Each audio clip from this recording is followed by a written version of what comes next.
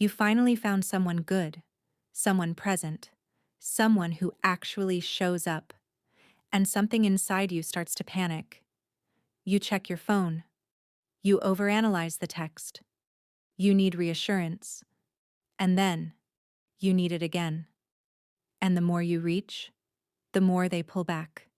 And the more they pull back, the more you reach. This is not neediness. This is not weakness. This is anxious attachment.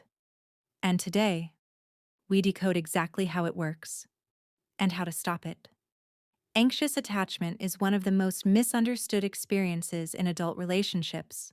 From the outside, it can look like insecurity, or neediness, or an inability to trust.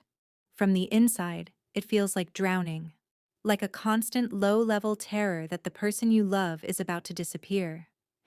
And the cruel irony is this: the very behaviors that anxious attachment drives, the checking, the seeking of reassurance, the pursuit, are precisely the behaviors most likely to push a partner away, creating the exact outcome the anxious person feared most.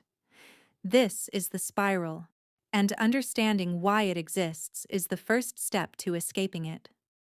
Anxious attachment develops in early childhood when a caregiver is inconsistently available, not absent, inconsistent. Sometimes warm, sometimes withdrawn. Sometimes attuned, sometimes distracted or overwhelmed. Present enough to attach to, unreliable enough to never feel secure. The child in this environment learns a specific lesson: love is available, but it might disappear at any moment. And the way to keep it is to stay vigilant, to monitor constantly, to never fully relax into connection, because relaxing means you might miss the moment it starts to slip away.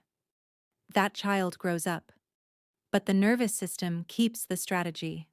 Here is how the anxious attachment spiral actually works in adult relationships. It begins with a trigger. The partner is quieter than usual. A text goes unanswered for 2 hours. Plans are changed. Something small, something that a securely attached person might barely notice, registers in the anxious nervous system as a threat signal. The body activates. Cortisol rises. The prefrontal cortex, the part of the brain responsible for rational thought, begins to go offline. What takes over is the survival brain, the part that learned, decades ago, that this feeling means danger. The mind begins to generate stories. They're pulling away. Something is wrong. I did something. This is ending. The stories feel like facts because the body is responding to them as if they are facts. Then comes the protest behavior, the double text, the call, the need for reassurance. Not because reassurance is actually needed, but because the nervous system needs regulation and has learned that regulation comes from outside, not inside. The partner, feeling the intensity, pulls back slightly, which the anxious nervous system reads as confirmation of the original fear, which intensifies the activation, which drives more protest behavior. The spiral. What makes this particularly painful is that the anxious person is not imagining the dynamic. The partner really is pulling back. The distance really is increasing. But what they often cannot see is that their own response, born entirely from fear, is co-creating the very outcome they are terrified of. This is not a character flaw. This is a nervous system doing exactly what it was trained to do. The problem is not that it learned this strategy. The problem is that it never learned another one. Healing anxious attachment is not about becoming someone who needs less. It is about becoming someone who can regulate from the inside. The technical term is self-regulation. The lived experience is learning, slowly, with practice, with support, that you can survive the discomfort of uncertainty without immediately acting on it. This looks like noticing the activation, feeling the pull to reach, to check, to seek reassurance, and pausing, not suppressing, pausing, breathing into the discomfort, asking, What does this feeling actually need right now? And discovering that what it needs is not a text back.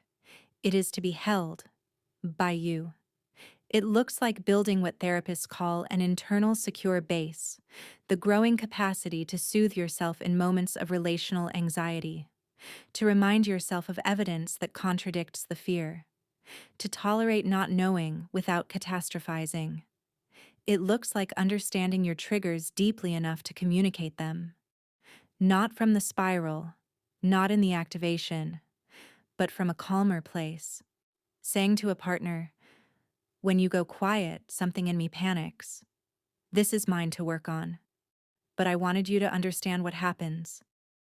That kind of vulnerability, offered from a grounded place rather than a desperate one, does something entirely different to a relationship than protest behavior does.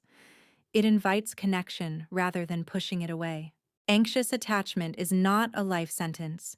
It is a learned response to an early environment that no longer exists. And what was learned, with the right tools, the right support, and a great deal of compassion for the child who needed this strategy to survive, can be unlearned. You are not too much. You never were. You were a child who needed more consistency than you received. And you developed the only strategy available to you at the time. Now, you have more options. Subscribe to Soul Decoded.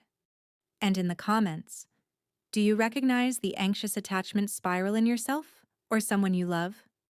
What's the trigger that starts it for you?